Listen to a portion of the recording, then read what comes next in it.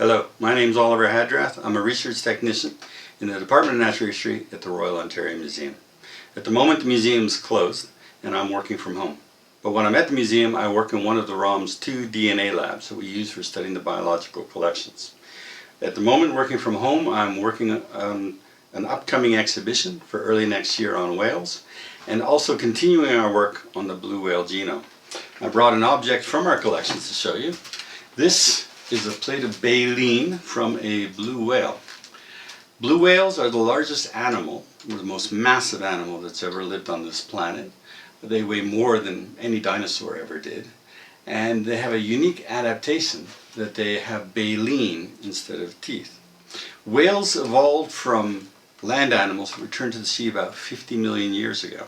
And over the course of their evolution they diversified into 2 major groups. Toothed whales, such as dolphins, sperm whales. This is a 3D print of a sperm whale tooth. And baleen whales. And the biggest whales tend to be the baleen whales. And that is because they've adopted a unique adaptation that allows them to tap into a very large food supply in the ocean. They feed on some of the smallest creatures, such as krill and zooplankton. Blue whales, for instance, are krill specialists. That's effectively all that they eat. And the way they actually feed is they have hundreds of these plates in their mouth, which are made out of keratin, the same as your fingernails. And they only come down from the top of the mouth.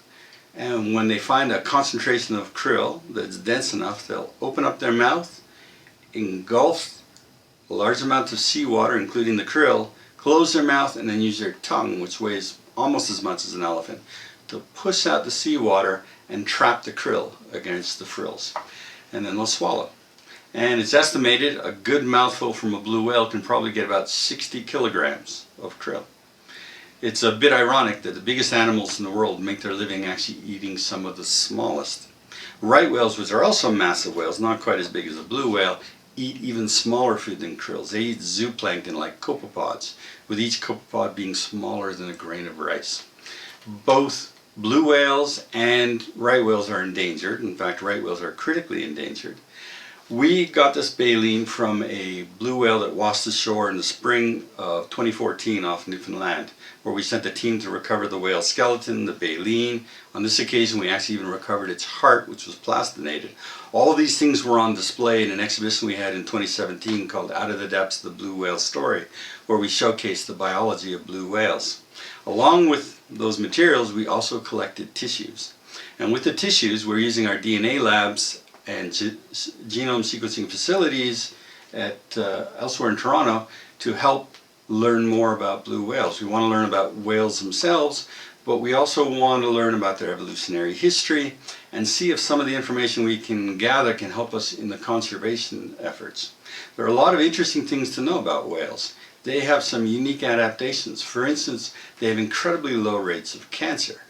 If a whale had the same cancer rate as a human, because they have so many cells, most whales would actually die of cancer before they reach adulthood.